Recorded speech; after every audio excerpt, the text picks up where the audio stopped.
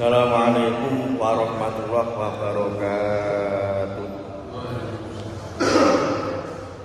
Marilah sebelum kita mengkaji kitab Nasrul Ibad, kita bacakan suratul Fatihah kepada pengarang kitab ini, yaitu Syekh Ibnu Hajar Al-Asqalani beserta Syekh Nawawi bin Umar Al-Batani beserta jamaah Masjid Nur Hikmah yang telah mendahului kita. Semoga amal ibadah beliau diterima di sisi Allah Subhanahu wa taala.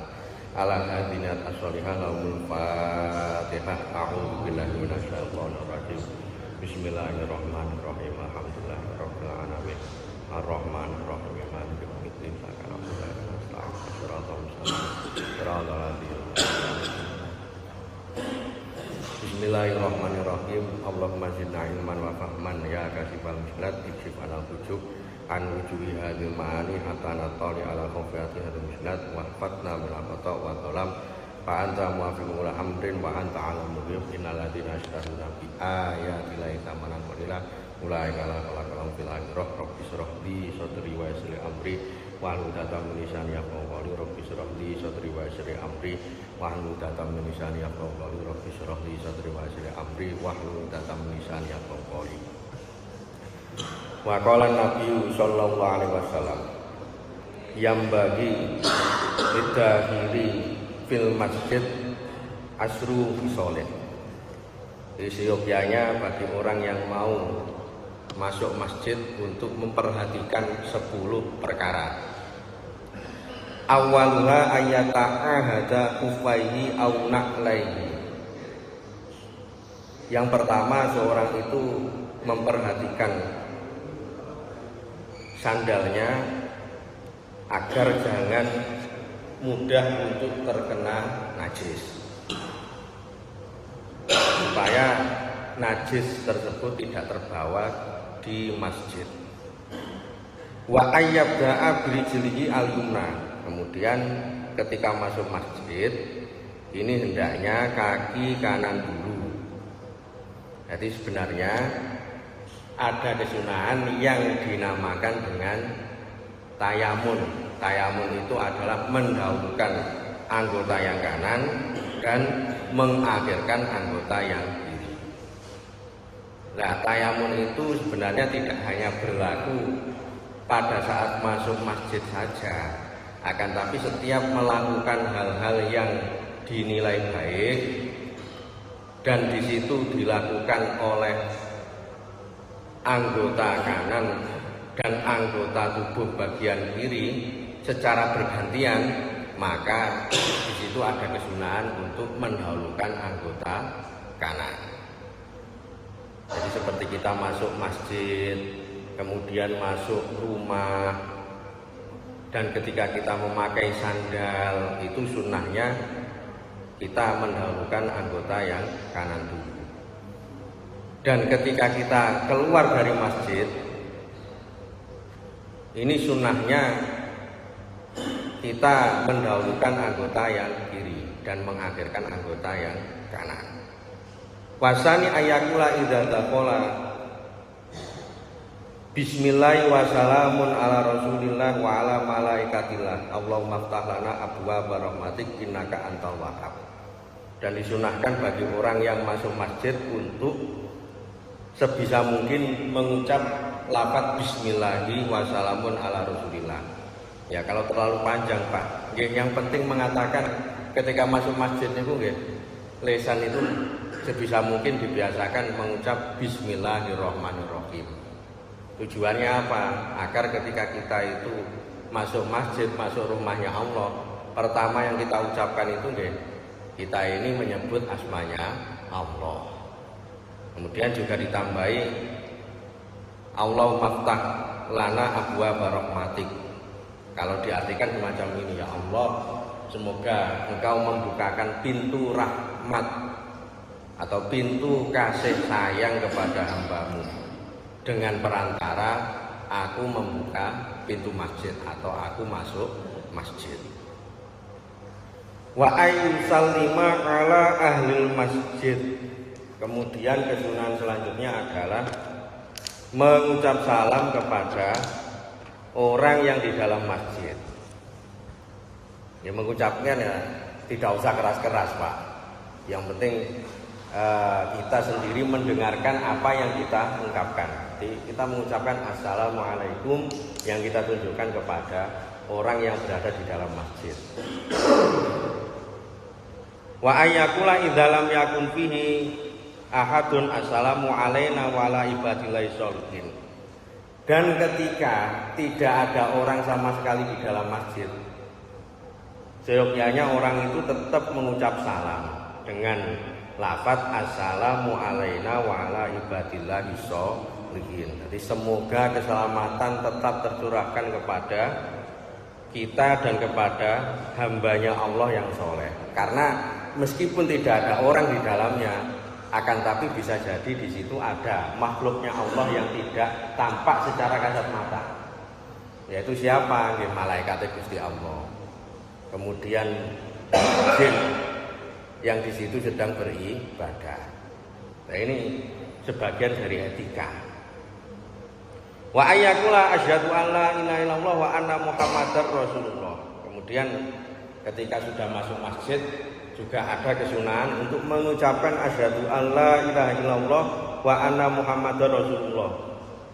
Jadi mengucap syahadat. Nah, ini kalau ada yang bertanya loh, Pak, lah kalau ini kan pun Islam, Pak.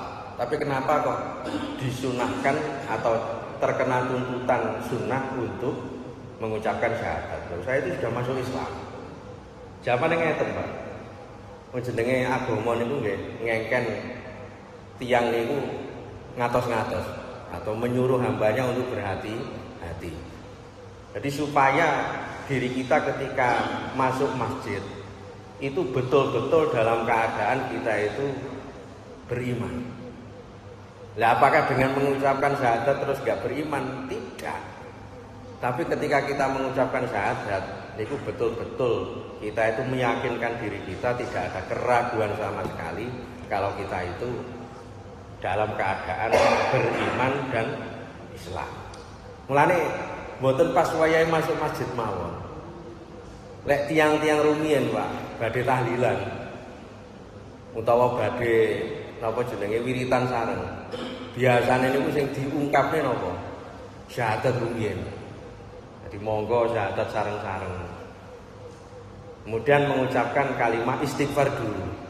Supaya apa? Supaya ketika berzikir menghadap Allah Subhanahu wa taala itu dalam keadaan betul-betul dia itu yakin, tidak ada keraguan sekali bahwasanya dia itu telah memenuhi syarat iman dan Islam. Dan dengan istighfar itu orang itu sudah minimal dia itu ketika menghadap Allah dalam keadaan bertaubat. Soalnya dikatakan at-taib minaz dzambi kaman la dzambalahu. Jadi seorang yang bertaubat itu sebagaimana atau seperti orang yang tidak punya dosa. Nah ini kalau fadilah, kenapa di setiap amal baik seperti wiritan bareng, seperti kita ini masuk masjid, sebenarnya ada kesunahan untuk mengucapkan syahadat.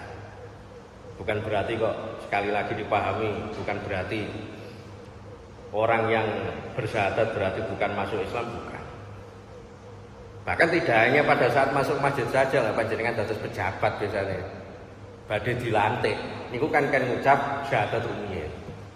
Ketika panjenengan niku di pengadilan agama bersaksi, memberikan persaksian, itu pun juga disuruh untuk bersyahadat dulu.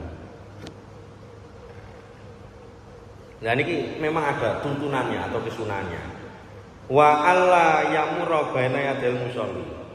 Nah ini seyogyanya tidak lewat di depannya orang sholat. Ini kadang ewo. Oleh karenanya sebenarnya sekali lagi bagi orang yang sholat niku sunnah untuk meletakkan barang di depannya. Jadi sekali lagi sunnah bagi orang sholat untuk meletakkan barang di depannya. Ini bagi orang yang sholatnya itu tidak pakai sajadah. Kalau nanti sholatnya itu pakai sajadah, ini malah langkung segecok atau malah lebih baik. Karena apa? Karena itu untuk menghalangi makruhnya orang lewat di depan orang yang sholat. Jadi sebenarnya lewat di depan orang sholat itu makruh, Pak. Tapi itu bisa dicegah ketika orang yang sholat itu menggunakan sajadah, atau minimal ketika sholat di depan umum itu kalau dia tidak membawa sajadah, dia meletakkan barang di depannya nih gitu. Nah, mulane kadang niku kan wonten tiang niku ndekek jam utawa ndekek pulpen di depannya orang sholat. Lho niku bukan berarti kok tidak ada tuntunannya atau tidak ada gunanya. Lho itu ada gunanya, Pak. Untuk apa? Untuk menjalankan kesunahan bahwa ketika sholat di depan jalan yang sering dilewati itu ada kesunahan meletakkan barang di depannya. Nah, ini supaya orang yang lewat itu tidak terkena hukum makruh. Atau juga disunahkan untuk sholat sunnah tidak di depan atau tidak berada di tempat-tempat yang di situ biasanya dibuat lewat. Gila panjenengan itu sholat sunnah nggih golek nggon sing rada mojok, Pak. Aja tengah lawang. Lah tengah lawang itu ngalang-alangi nggih. Cara wonten wong sing lewat nggih ampun disalahaken wae nggon lewat niku. Jadi masuk apa jenenge sekali lagi orang yang berjalan di depan orang sholat itu makruh, tapi lek sing sholat dilalai teng tengah dalan, teng napa jenenge ngajeng lawang, teng depan pintu. Nggih yang salah niku nggih mboten sing lewat, tapi yang salah niku sing sholat. Kemudian selanjutnya wa alla yakmala bi amali dunya. Jadi sebisa mungkin di masjid atau di sekitar masjid niku nggih serambi-serambi sing masih dihukumi masjid niki. Di serambi yang di situ dekat dengan masjid itu tidak melakukan atau mengucapkan hal-hal yang sifatnya duniawi atau hal-hal yang tidak ada kaitannya dengan urusan ibadah. Apalagi sampai kita bertengkar di masjid, apalagi sampai kita istilahnya itu melakukan kemaksiatan di masjid. Lah ini jangan. Wasabiu alla yatakalama bi kalamid dunya, juga tidak mengucapkan dengan ungkapan duniawi. Ungkapan duniawi itu ya sekali lagi sama seperti tadi, tidak ada kaitannya dengan ibadah atau tidak ada kaitannya dengan kemanfaatan. Wa alla yakhruja hatta yusolli raka'ataini. Kemudian tidak duduk di masjid kecuali sesudah melaksanakan sholat tahiyatul masjid. Jadi dalam agama Islam, Pak, orang yang masuk masjid itu sebenarnya ada kesunahan untuk melaksanakan sholat tahiyatul masjid. Napa niku sholat yang ditujukan untuk menghormati pemilik masjid, yaitu Allah Subhanahu wa taala. Adapun niatnya nggih, ketika panjenengan masuk itu langsung sholat sunnah saja, usolli sunatan tahiyatul masjid. Atau dilalai panjenengan ketika masuk masjid langsung melakukan jamaah atau melakukan sholat sunnah qobliyah. Lah ini juga menggugurkan atau sudah mencukupkan sebagai sholat tahiyatul masjid. Yang penting sholat tahiyatul masjid itu dilakukan dengan 2 rakaat atau lebih. Ini bisa nanti dilakukan sambil kita ini sholat qobliyah atau juga kita ketika masuk masjid ini langsung sholat jamaah. Dan ini nggih menggugurkan sholat tahiyatul masjid atau menggugurkan kesunahan sholat tahiyatul masjid. Wa alla yadkhula illa biwudu. Selanjutnya disunahkan untuk masuk masjid dalam keadaan berwudu. Wa ayyakula idza qoma, dan ketika keluar dari masjid sunnah mengatakan subhanakallahumma wa bihamdik asyhadu alla ilaha illa anta astaghfiruka wa atubu ilaik. Lah niki dikenal dengan istilah doa kafaratul majelis. Sebenarnya tidak hanya pada saat keluar dari masjid saja. Panjenengan ketika selesai dari acara tahlilan atau acara perkumpulan, itu kalau di dalam agama Islam itu sebenarnya yang dibaca itu subhanakallahumma wa bihamdika asyhadu alla ilaha illa anta astaghfiruka wa atubu ilaik. Ini yang satu riwayat. Biasanya juga ada yang mengakhiri dengan bacaan wal asri 3 kali. Nah ini memang ada riwayatnya. Nah, ini macam-macam. Yang penting diakhiri dengan zikir yang di situ memang ada riwayatnya. Kemudian wa'an Abi Hurairah radhiyallahu anhu anin Nabi, diriwayatkan dari Abu Hurairah. Abu Hurairah itu meriwayatkan dari Kanjeng Nabi. Kanjeng Nabi mengatakan as-sholatu imaduddin. Jadi sholat itu adalah tiang agama. Jadi sholat itu dikatakan tiang agama itu karena apa? Karena sholat itu mempunyai keistimewaan daripada ibadah-ibadah lain. Salah satunya begini. Yang pertama, sholat itu dilakukan sehari 5 kali. Yang kedua, orang itu sholat ini wajib bagi siapapun. Bahkan bagi orang yang di situ sudah tidak punya daya dan upaya, tapi pikirannya itu masih ingat kepada Allah, dia itu tetap wajib sholat. Bagaimana dikatakan kan, kalau orang itu masih bisa berdiri, ya berdiri. Kalau tidak bisa berdiri, ya duduk. Kalau tidak bisa duduk, ya tidur miring. Kalau tidak bisa tidur miring, ya tidur terlentang menghadap kiblat. Kalau tidak bisa ke semuanya, berarti orang itu sholat dengan hatinya. Kalau dia itu masih punya pikiran. Nah ini berbeda dengan ibadah lain.